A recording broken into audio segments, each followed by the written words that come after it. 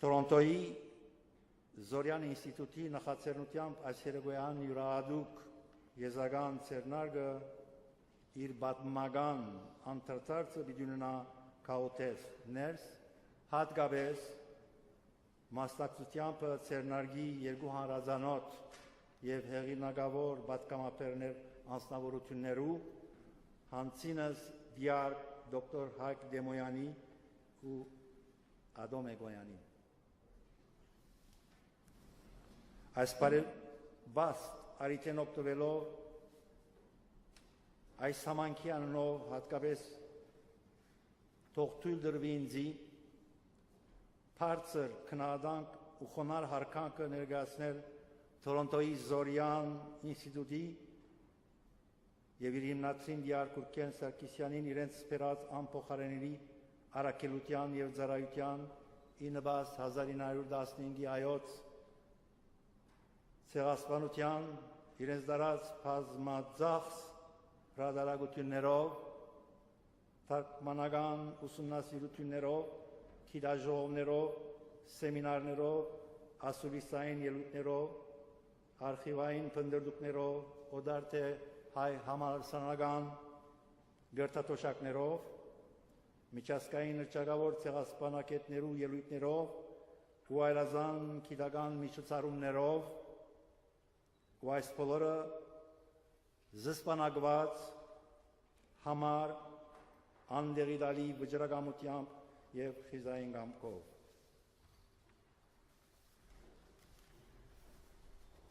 վերջին միտքս հայրեն այս խոսքիս մեջ այս երեկոյան սա գուզենսել հայոց ցեղասպանության 2015-ի 100-ամյակի տրանսեմին կփապակիմ հետևյալ երկու խոհերը բաժնել հայ հասարակության հետ առաջինը հետևելով եղերամա նախագահ Քենեդիի մտքերուն գրկնել Չագերտ ոչ թե 2015-ը ինչ պիտի դա ինչ պիտի փերե հայության կամ ինչով պիտի նպաստե հայության այլ հայ անհատը հայ հասարակությունը ինչ պիտի փերե ինչ պիտի դա կամ ինչով պիտի նպաստե 2015-ի եւ խոսքս հայրեն փակելով Թեպի 2015-ի ցեղասպանության 100-ամյակի միասնական արշալույսը ավետելու մեր հավաքական գողկողքի միասնական ճանապարհին որպես կարգախոս ունենանք 4-րդ տարու Սուրբ Օգոստինոսի կաթողիկի աշխարհարչակ աստվածապան եւ խոհուն մտավորականին հետեւյալ կարգախոսը անգլերեն in essentials unity, in non-essentials, liberty, and in all things, charity. Good evening, ladies and gentlemen. My name is Father Kirejan, the pastor of the Armenian Catholic Church. We are all here tonight for a very important program, a discussion between two highly esteemed intellectuals, Dr. Hayk Demoyan and Egoyan, on Aurora Mardiganian and the silent film Ravished Armenia, and thereafter we'll hear a brief report on the official commemoration plans for the Armenian Genocide Centennial. As you may be aware, Dr.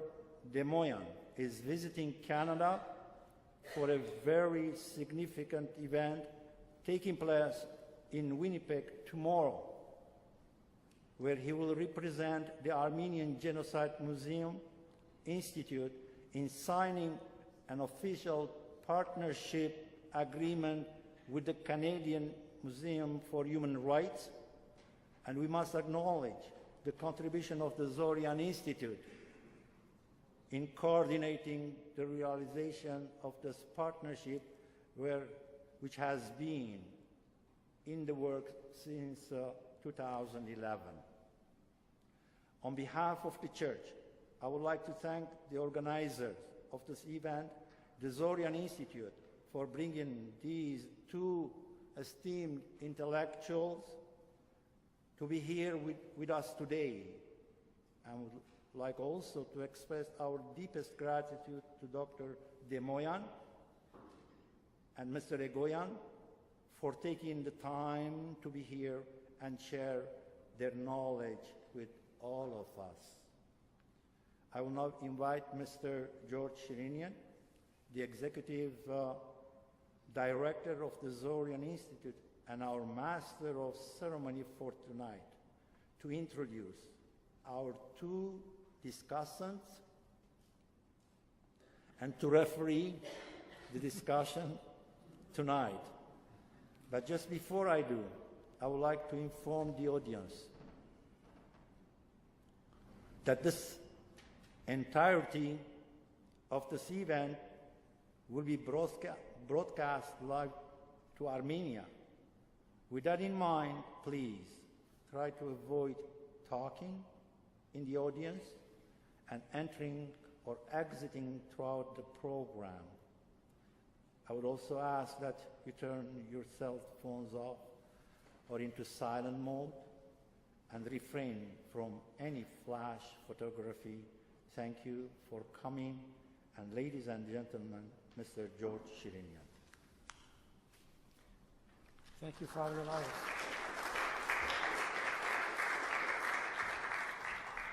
Thank you for your warm greeting, Father Elias, and thank you for hosting us at the St. Gregory the Illuminator Armenian Catholic Church in Toronto, Canada. I thank you all for coming here tonight. My name is George Shirinian, and I am the Executive Director of the Zorian Institute.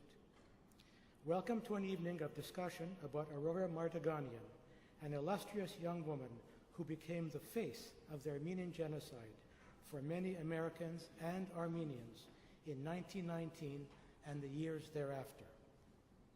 We are very fortunate to have two experts with us this evening, each of whom has done research on Aurora, but from different and interesting perspectives. Dr. Hayk Demoyan is the director of the Armenian Genocide Museum Institute in Yerevan. He has researched Aurora Mardiganian for an exhibit the museum prepared about her life and her significance. He is currently working on an illustrated volume on Aurora's life and experiences, and he has just arrived in Canada from Moscow, where he presented a Russian edition of her book, Ravished Armenia. Egoyan is an internationally renowned, multiple award-winning filmmaker who also expresses himself in other artistic media as well, such as opera and theater. Of particular relevance tonight is the research he has done on Aurora Mardiganian for an art installation titled Auroras, plural. This installation premiered during the Luminato Festival in Toronto in 2007 and has also been exhibited in Lyon, France, and Istanbul, Turkey. We will have approximately the first 40 minutes of the program devoted to Aurora Mardiganian. This will include a clip from the silent film Ravished Armenia, slides from the museum exhibition in Yerevan, an excerpt from an interview with Aurora from the Zorian Institute's Oral History Archives, and a discussion by our two distinguished experts. Dr. Demoyan also happens to be serving as the Secretary of the State Commission for coordinating the events dedicated to the commemoration of the 100th anniversary of the Armenian Genocide. We will take this opportunity to also hear a brief presentation from him in the second part of our program regarding official plans for the commemoration of the 100th anniversary of the Armenian Genocide. Let me also explain that all the electronic equipment you see at the front of the church is part of a new experiment by the Zorian Institute. Tonight's proceedings, as Father Elias mentioned, are being streamed live worldwide via YouTube in partnership with the Civilitas Foundation and CivilNet.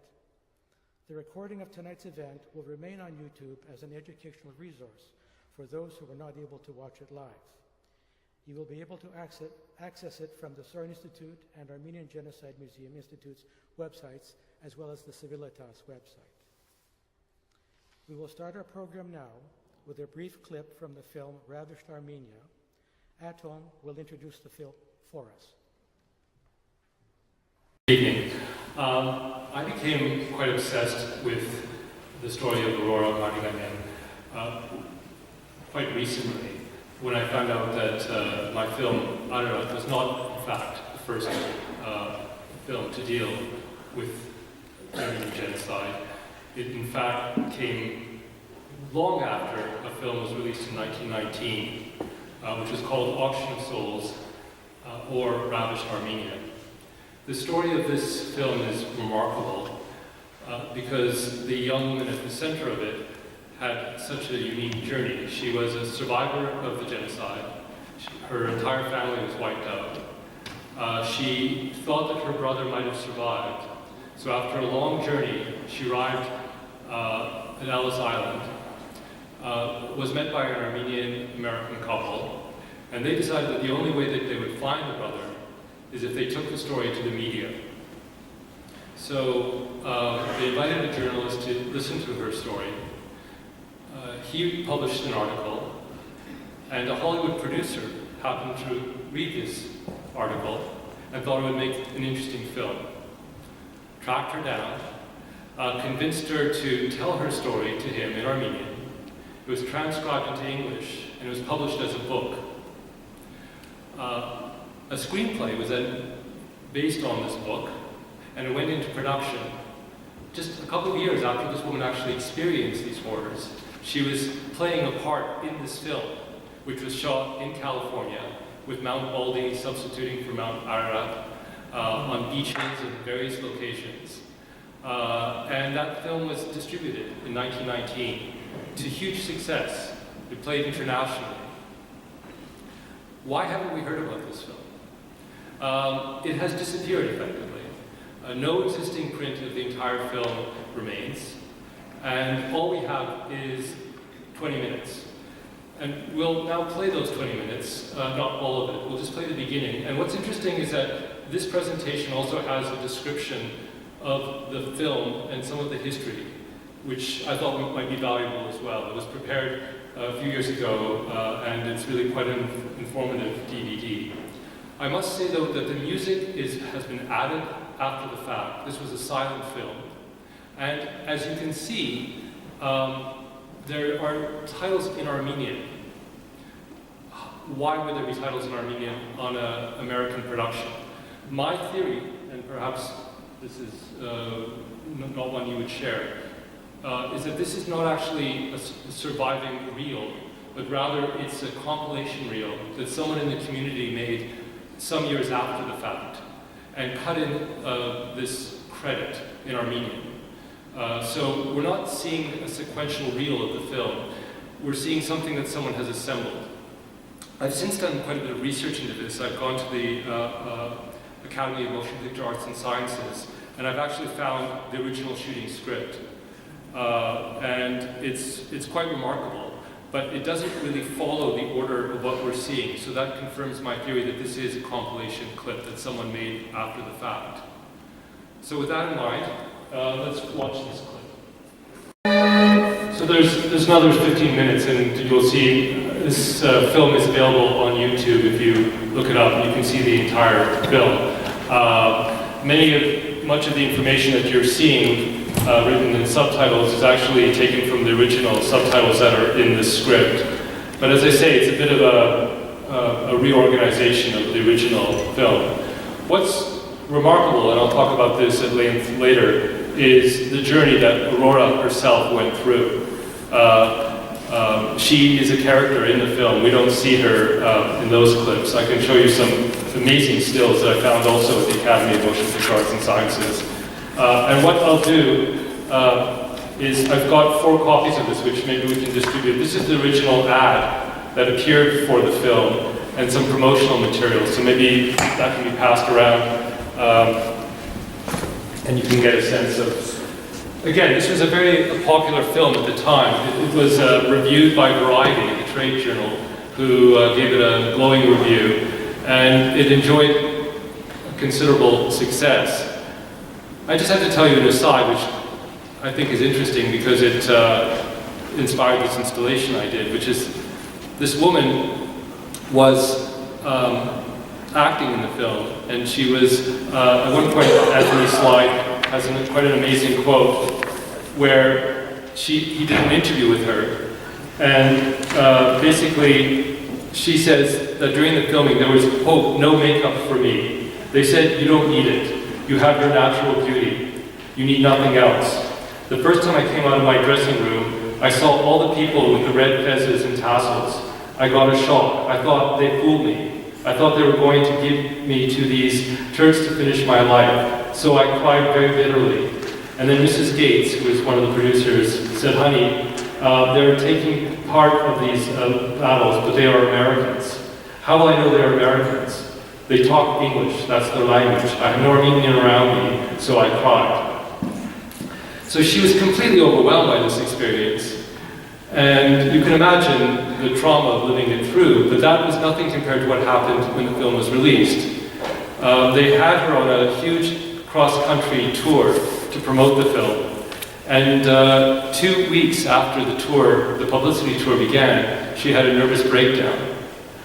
And the producers were in panic because they needed to have her do the tour. So they hired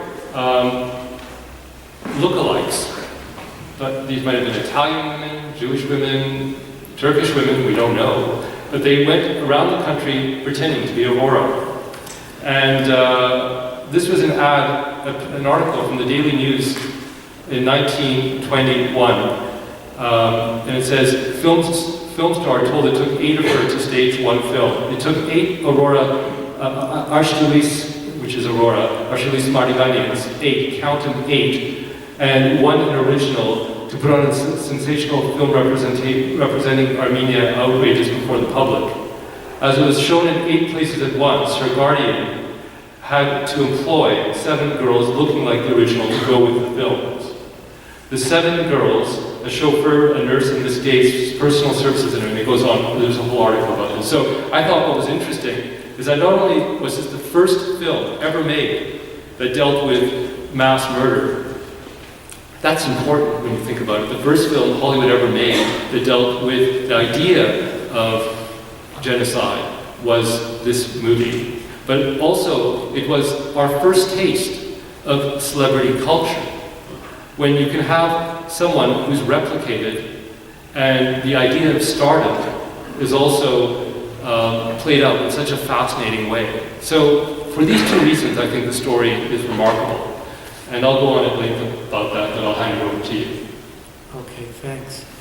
Now I'd like to show a clip from the oral history that was done by the Zorn Institute in Los Angeles in the late 1980s.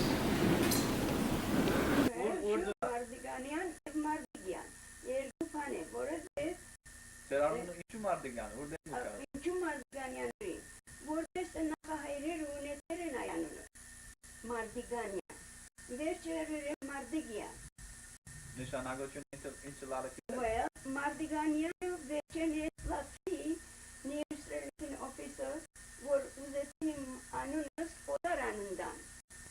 Vasino odaranın çemzer. Tukim badmutunu güzel arnelevim çahadis kıtıroşme odaranın mı hayem.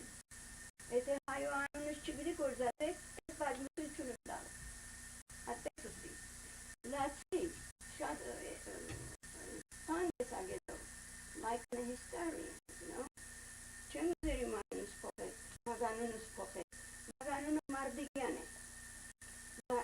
Him badmutene Mardiganian kadazen şatları araç geçi pohene Mardigiane. Çenki radikani tabetçi. Bay Mardigan çimiş kazak kağıtı. Yev Mardiganian arin odaranın çemzerisi. Orayısın ornu dukargesinin implemagalisede kaç oturun oraya geçti. Orada çözeti odaran. Katin ne? Esa oray. Pohenk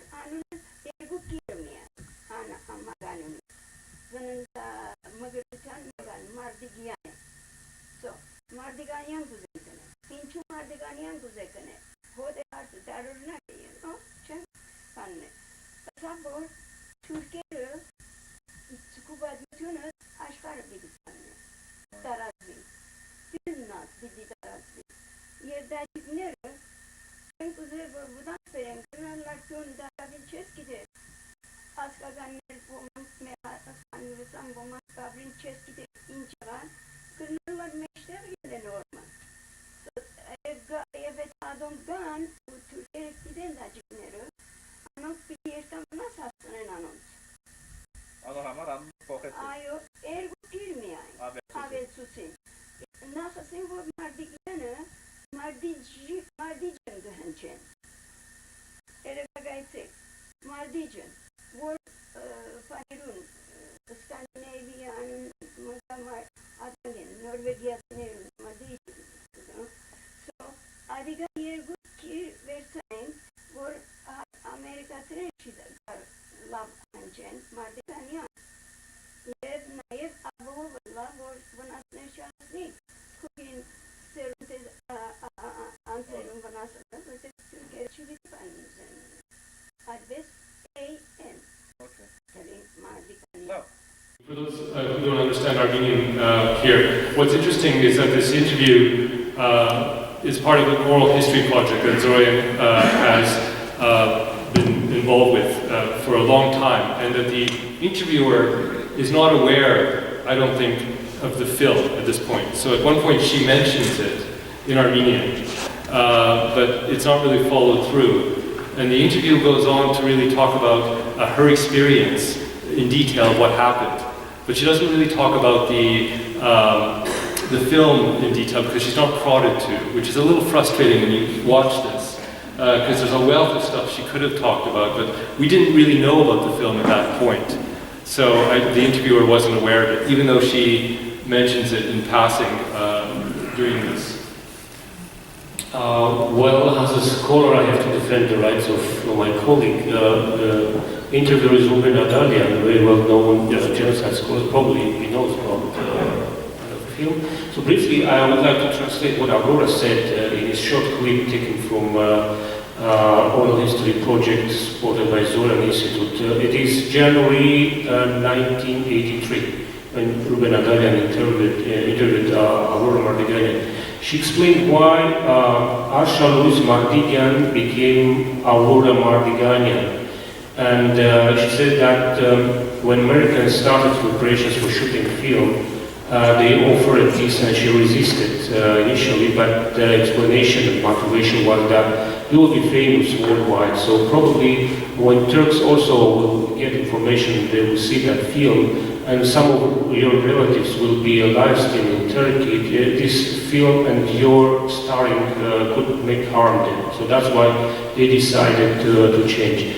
One of the interpretations, maybe this is a later interpretation by Aurora, but probably Americans also, for practical reasons, they changed the name. But Asha Louise is full. It's very difficult to pronounce it. And in the meantime, Aurora is easy to remember. Now, Aurora. It's a very miraculous story.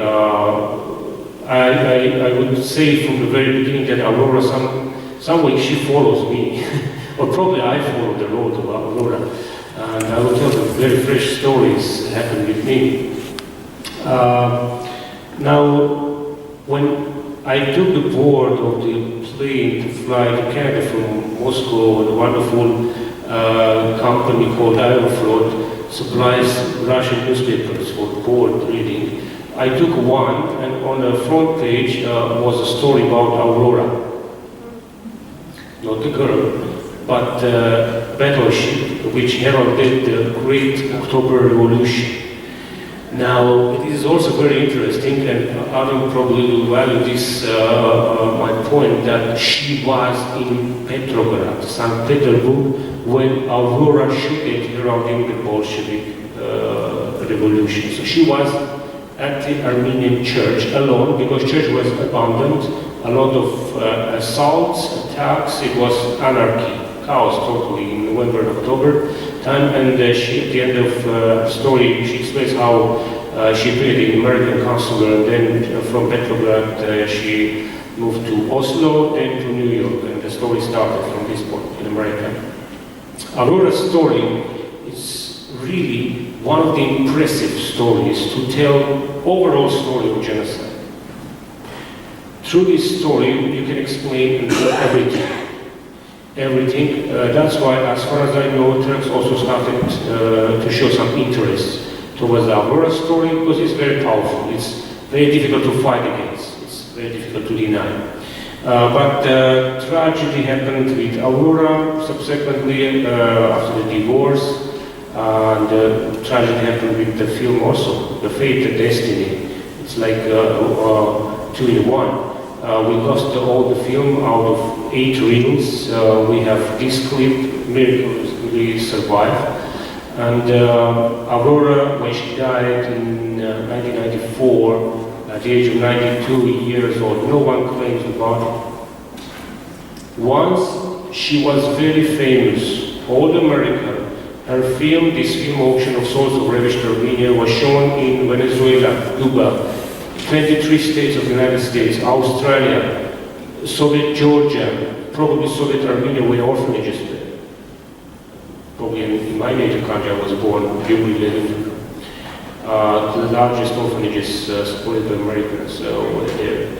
But she died, and no one claims about it, and there is a small cemetery in Los Angeles where nearly 250 unclaimed bodies were burned after cremation. So only metallic plate of 1994 tells that the remains of first Armenian star, movie star.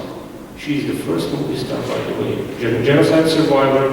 She passed all the horrific things. By the way, she explains in one of her interviews that she survived by chance because Turks who wanted at the end of all enslaving, there was a group of Armenian girls, pretty girls, used as sexual slaves by German officials and soldiers. Important moment, this was censored in later edition of the book. This part was censored. Then Turks and Kurds, and then at the end they decided to kill all 17 girls, they made crosses to crucify them. Later Aurora says that that part is survived in this film. Later Aurora explains that in the film, in the movie, they show the crucifixion scene in very humanist way. Can you imagine what happened with that person? And she explained how she survived. Instead of making 17 crosses, there was a miscalculation. They made 16 crosses. And that's why she survived. She was taken to harem. When the scene of escape from harem was on the California studio, she fell down and broke her leg at the moment of showing how she escaped from the harem. But she insisted to continue works. It was very difficult for her, pain, and they said that she covered this bandage on the clothes in order to continue the works. Because later she explained that at that moment I was thinking about my Armenian. Because, important moment, this film was shot for fundraising purposes. American News Relief decided to shoot this film to collect money after screenings and to deliver this money to help Armenian orphans and survivors of the genocide. That's why it was a great industry of fundraising, and not only in the United States. So Aurora's mission is a unique one. Genocide survivor started her own story in order to help other genocide survivors. This makes absolutely unique this story. We know, probably many of us, and all the world knows about Anne Frank. A very impressive story. Well, this is also, I don't want to compare to say which is very impressive or not. It's not a matter of comparison. But Aurora's story must be taught in the schools, must be presented everywhere, because this unique single story tells Armenian genocide in details. But moreover, this is story of the victory. She became victorious over the evil, and she showed the real will of Armenian, be it man or girl. At 15, 16 years old girl, she won the battle against Turkey, her own battle. Now, I would like to say at the end very interesting story which happened with me. Back in 2011, March, I was in California. And then one of the Californian families invited me to select books, Armenian language books. They can read Armenian. And there were 30 books. I visited right in 1 hour. I visited them, and after checking all the books and after selection of 30 books, I said thank you. And when I was on the way back to car to drive to my place in Glendale, she called me and said, wait a minute, there is another box in the garage. Maybe there are some books there. When she came back with the box, at first glance I said, no books there. And then I started to check, absolutely no books. But what I saw there, I would try to tell the story while showing the clips and slides, and I will explain in this class because this story connected with some of the slides. Well, you will see here the cover of the first edition of Aurora's book, which appeared in 1918. Based on this book, then script was made for the film. It's absolutely limited edition. We have only single copy in Armenia at the museum. I personally bought from the auction. No other examples in Armenia. So this is the cover of Revished Armenia. Later, film will be called Revished Armenia or Auction of the Souls. Next, please. Now, Adam will be surprised. This is the original of the family photo I found in that garage, together with all other original photos. I found really the personal archive of Aurora, with the correspondence, with the personal item, and I found out the lady who brought that book, she was a cousin. She is a cousin of Aurora. And she said, yeah, I know, my aunt was some kind of famous. What I said, she did, this is Aurora Mardiganian. And this invaluable collection is a part of Armenian Genocide Museum collection. So you will see here a family photo taken in Chemishkatak back in 1905, and this photo was sent to the relatives of Aurora who were at the time in the US. That's why this photo survived.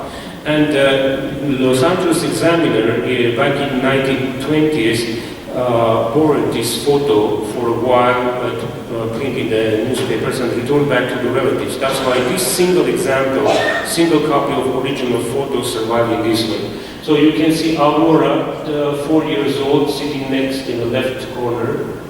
Whole family were killed. All the family members were killed. Only Aurora survived.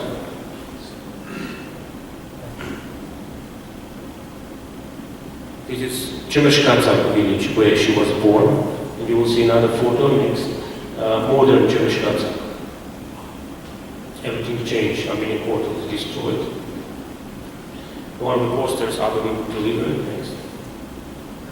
Yeah, you will see the part of the movie at the moment when one of Aurora's relatives, this is really the story Aurora told, all the kids were killed, this is the moment. In survived part, 18 minutes part, you will see Aurora 3 times. In one of this part, you can see from the right second, is Aurora. Crucifixion scene, as I told you, this is another way of showing. Aurora called this very humanistic way of showing crucifixion. Andranik, with the help of this shepherd, she escaped from the harem, but another Andranik, real General Andranik, also met her in Erzurum when she was, after Russians liberated Erzurum, and Andranik gave money, Russian money, and said, you, my daughter, you have to tell your story. Well, one of the parts of the films, this is the moment of shooting the film, Tawilos in Hollywood. Original poster which appeared on the front page of American Weekly in January 1990. One of the official, probably the main official of Mardiganian's story and the film, the role of ape symbolizing Germany and civilization. This was changed. There's a nice article on the transformation of the images of ape holding the civilization instead of this ugly ape with the German Hamlet, Turk with Yatagan, and the girl symbolizing Aurora appeared on an official poster of the film. This is a ballroom of New York, very famous Plaza Hotel, where first screening of the Auction of Souls happened back in February 1990. Newspapers were full with different kinds of graphical representation of the film, with very technology of bringing attention. Girls sold for 85 cents, and such titles were spread in American media. But you can see one of the articles. Hundreds of articles you can find. A mayor of Los Angeles personally invited Aurora for a dinner and called for all Californians to go to see that film and pay money for the tickets for fundraising and humanitarianism.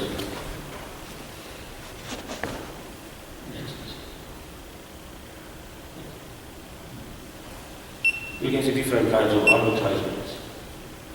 Aurora in so-called Armenian national dress. Hollywood tried to make a new star. Yeah, they tried to convince Aurora that if you are already famous, you have to be a star, but this was not for Aurora. She remembered her own story. This was not for her alone in the US. She could make a big career being in Hollywood, making new films, but she preferred loneliness. You can see Armenian traditional costume as of Hollywood wanted to see.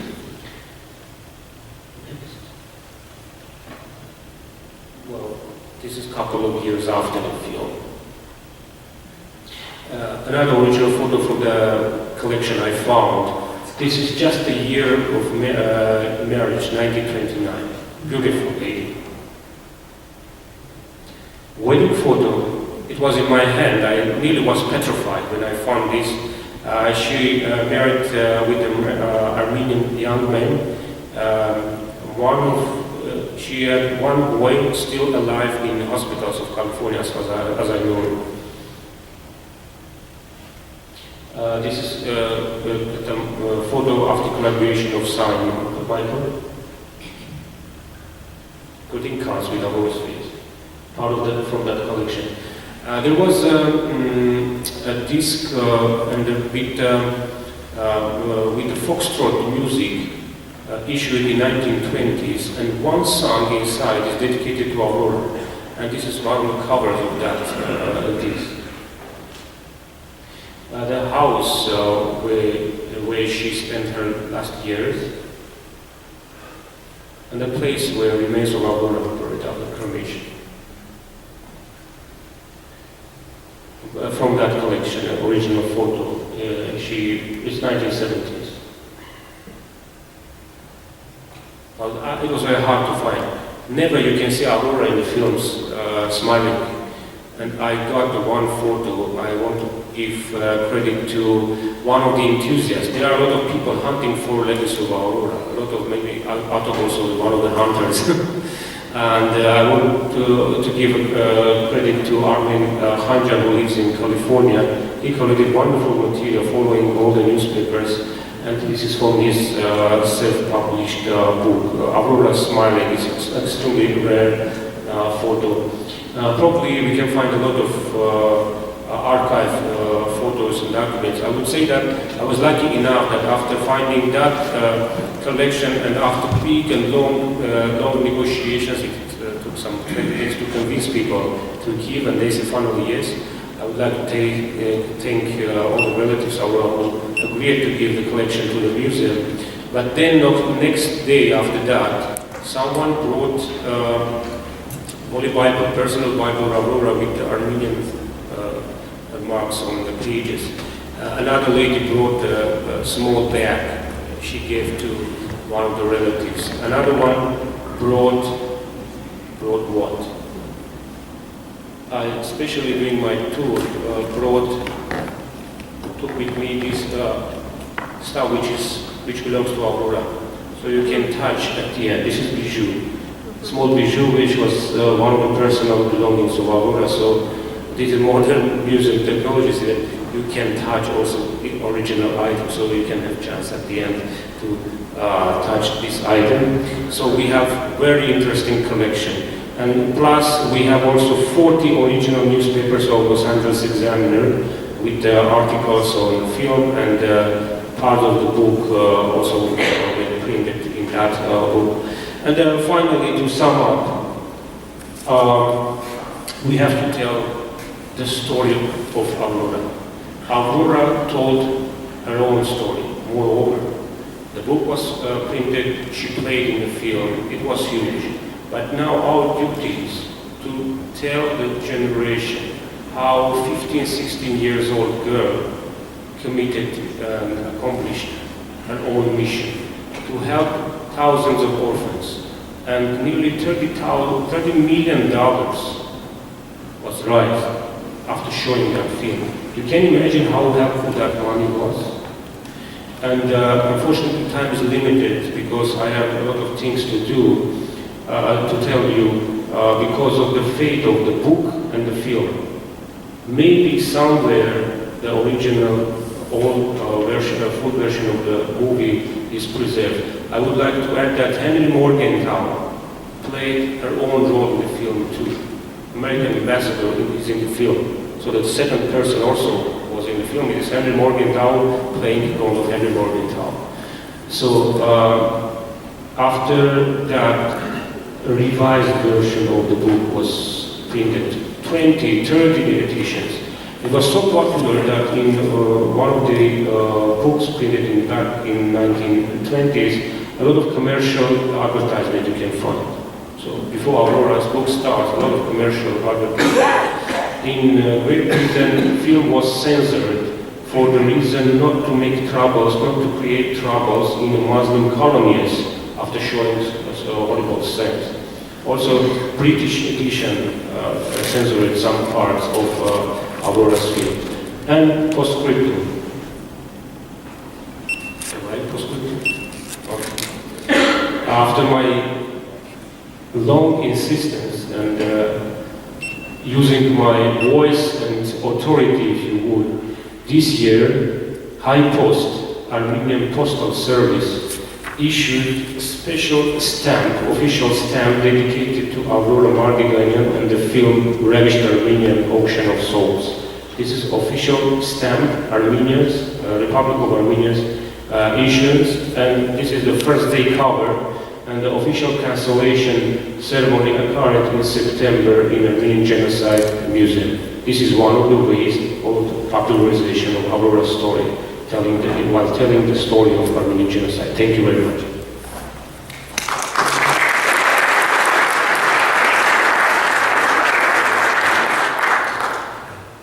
I'm completely overwhelmed. That's amazing material to found. And I'm just going to elaborate this idea of how important this woman is, because her book substantiates as an eyewitness in extraordinary detail events that happened to her. And I think one of the things that we are now understanding is the degree of German complicity in the genocide with the opening of the German archives. The report from many counselor heads who were stationed throughout Turkey, who was an ally, of course, were reporting back to their Reich counselor. And I'm going to read you something which I think you're all going to be quite floored by. This is from Aurora's own words. This is from her book. And she's talking about the time that she was actually taken to a harem. And look at the detail of this, and how valuable this is, and how stunning it is in terms of what it portends, in terms of further research. Servants followed with lighted lamps, and the soldier looked into our faces and examined us shamefully. Only 8 of the girls pleased him. I was among these. We were pushed into the house, and the door was closed behind us. Then we heard the Chechens gather up the other girls and take them into the street. I do not know what became of them. The soldier and the servants, all of whom were foreigners, whom I afterward discovered were Germans, took us into a stone-floored room which had been used as a stable for horses. It must have been 2 or 3 hours afterward, after midnight, I think, I could not keep track of the time, when the soldier and the servants came for us. Before they took us from the stable room, they took away what few clothes we had. They led us, afraid and ashamed, into a room where there were 3 men in the uniforms of German officers. The soldiers saluted them. The officers seemed very pleased when they looked at us. We tried to cover ourselves with our arms and to hide behind each other, but the soldier roughly drew us apart. The officers laughed at our embarrassment and then dismissed the soldier, saying something to him in German, which I do not understand. The officers talked to themselves, also in German. They tried to caress us. It amused them greatly when we pleaded with them to spare us, to let us have clothes, to have mercy in God's name. Almost 2 weeks, I was a prisoner in this house. The principal officer's name was Captain August Walsenberg. He was a middle-aged, I think, very bald. After a while, I learned many things about him. He'd been connected with a German trading company, the Oriental Handelsgaststätte in the city of Bonn. He was a reserve officer and had been called into service. He helped the Turkish officials at Bonn mobilize an army there and had taken part in the Armenian massacres in that city. He had been ordered to report to a German general whose name I do not remember at Aleppo, where the German commander was organizing Turkish soldiers for the Mesopotamian armies. But when he reached, this goes on. This is an eyewitness account. And it's really quite shameful that we're not aware of this woman's history. And I totally agree with Dr. Demoyan, because this is an essential survivor's account, not only of what she experienced, not only because it was published at that time, but also by this extraordinary fact that we also have a recording of her recounting these horrors in a living testimony made in video that we also have. And many of the things that she's talking about are things that she's also alluded to in this book and which we see in the film. So I think on that note, this is a project which I'm obsessed by, obviously. This book that I'm quoting from was published by Anthony Slide in 1997. It's an excellent account. It's being republished now. It will include the screenplay that I mentioned, which was discovered at the Academy of Motion Picture Arts and Sciences. So you will be able to actually see and read the screenplay of the lost film. And I've also written an introduction to the book, which I was going to read, but we don't have time. But basically talking about this idea of her being a super survivor. A survivor not only of the genocide, but also a survivor of the commercial attempt to tell her story, to exploit her story, and also to benefit from that sacrifice she made. As we have heard, I mean, so much money was raised through her efforts to help the orphans and the survivors of the genocide.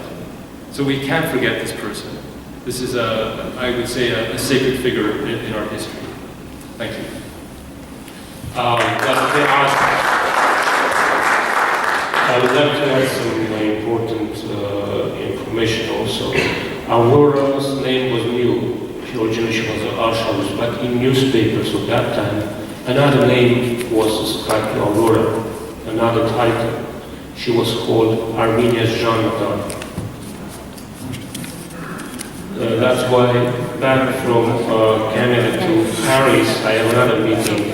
This is some kind of Aurora tour I have from Moscow to Canada and back to Paris. We have to work also on French translation, also translating also German is important because that part, it was taken out in later editions. Then, the book was taken out from the libraries. Then miraculous fire occurred in the office or nearest relief. A lot of materials were destroyed. So sometimes some people and some powers became powerful and successive while forcing to forget something. This was one of the attempts in Aurora's case. But our duty and our task is to spread more information about Aurora. Because the reason why she played that film, it was very hard, very hard. And it was a sudden decision of Oscar Apfel, the producer, who will star Aurora. And they said, maybe Aurora. And she played very naturally. This is important. There's no need to tell how to play. She played exactly the same way as she experienced back in 1915 and 18. Thank you.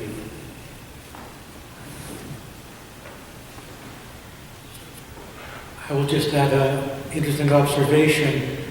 Coincidentally, Zorin is publishing a book by Mr. Wolfgang Gust of Hamburg, Germany, full of documents from the German Foreign Office archives, all detailing the role of Germany in the Armenian genocide. And the angle of the sexual exploitation is an angle that didn't come out. So this kind of research is doubly and triply interesting. You don't know where it came from. One more question.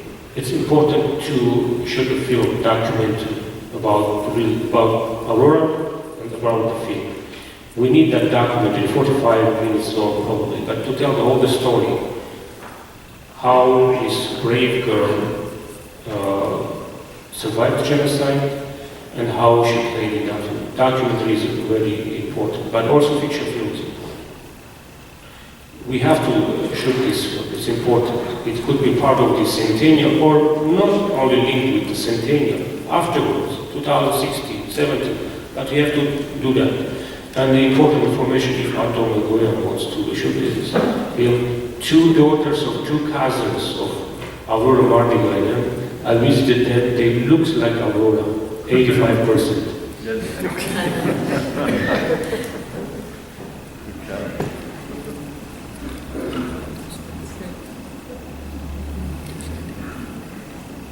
I suppose as part of the conversation, I would like to ask, when did you first become aware of the film and her story? Because I'm interested in terms of Armenia, whether there was a greater awareness of her before we understood in the diaspora the significance of this person. One of the problems how this part survived 18 minutes, one of the Armenians from Paris who repatriated, he took a reel, or maybe all the reels, with him to Yerevan back in 1970s or maybe earlier. At that time, film is a propaganda stuff. And some guys from KGB checked that and they confiscated it. Fortunately enough, he made the second copy in Paris. That's why this part survived. We don't know where it was taken. It was full version or it was this combination in 118 minutes footage. This is one story. During the April 24 ceremony, you will see this movie, but it was automatically, showing. No one said that no one knew that this is Auction of Souls and the Aurora story. It was very common for all Armenians in Armenia to see that film in April 24.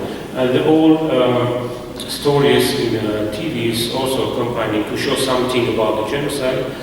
Without any deep researches, this part of the film was shown as a real documentary. So this is one important moment. When I became director of the Genocide Museum, I started to look in the real documentaries, which really could be 1950 shooting, 16 or later. And then I find out that Russian Egyptian, which was printed in 2005, it's very bad language. And I started to dig this story. Of course, I read that story in English original. I was lucky enough within the last 7 years to find one of the copies of the original. They said it's a 200 or 300. This is not really private edition for employees of Nearest Relief, the book I'm talking about, full version of the book which appeared in 1980. And of course, I realized that if we want to tell and to show the story about Armenian genocide, which is huge, and we always operate with the statistics, 1.5 million genocide Turks, but how to personalize this tragedy? Go to the one detail, one human destiny, one fate, one story. This is my strategy to find out really powerful stories and to tell all the genocide through these personal stories. We did also very successful such, I will explain also, I will use also the word of operation, the story of Sarkis Torosyan, Armenian official who became a hero while defending Istanbul back in 1915. When I read that book, also extremely rare book, I found out this is a good story. And we started to popularize through website of the museum. And what happened, Turkish version was translated last year, and academic clash started. One academician claimed that this is false, this is not a real man, because he was awarded by Enver Pasha as a hero, because he destroyed first British military board, but his family was killed. This is the story. And the whole book is really ready film scenario. I strongly suggest to read in English, which was printed originally in English, Sarkis Torosyan, From Dardanelles to Palestine. Powerful story. It's interesting because that you were then aware of this film much before we were. The copy that exists at the museum, is it a video or is there actually a film print? Well, the copy we have, this is exactly the same version Richard Kaloyan made, and we received. I would like to thank also a widow of Kaloyan. She kindly agreed to give rights to issue joint DVD this, because a lot of people who visit Genocide Museum, this part of the museum exhibition is the most powerful part. Before ending acknowledges with the exhibition, when you tell this story, you show Aurora's photos, book and personal items, and everyone rushed to buy a book and a DVD. And one more announcement, since I mentioned the book and DVD. Downstairs, the book Revision Armenian reprints from the original will be available, as well as DVD issued by the museum. This book and this DVD will be on sale, but important notice. My decision is that even after the death of Aurora, we have to continue her own mission. That's why we will enable Aurora to continue her own mission, and all the money you will buy DVD and books, I decided to give for foundation to help Syrian Armenians. That's why this is important for us to enable Aurora to continue her own mission for her own people. Very good. Well, I see that this is a fascinating topic that actually has a lot of depth, and I think we could go on for hours. But the schedule forces me to pause this section of tonight's program and